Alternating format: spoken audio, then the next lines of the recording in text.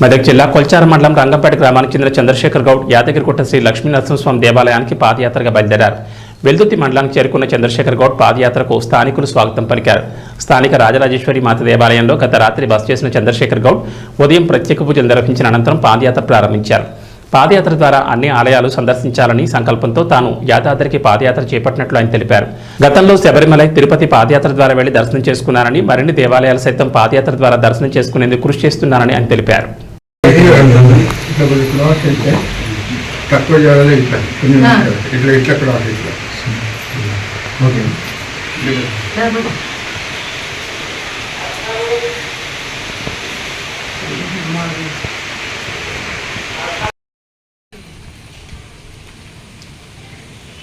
जय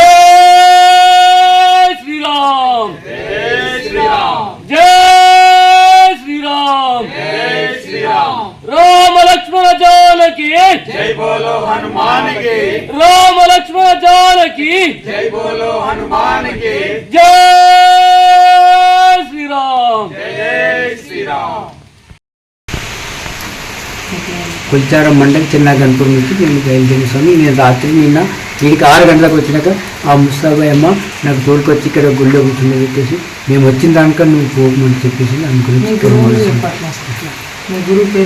మా గురువు గారు మదానంద స్వామి అక్కడి నుంచి రామాయణం చదివిన స్వామి.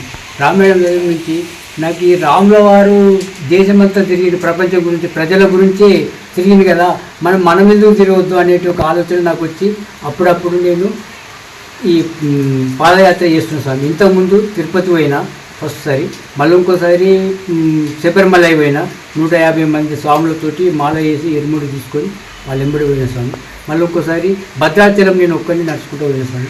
ఇప్పుడు నరసింహస్వామి దగ్గర పోవాలని నాకు కోరిక ఉన్నది, అందుకని పోతున్న స్వామి యాదగిరిగుట్ట.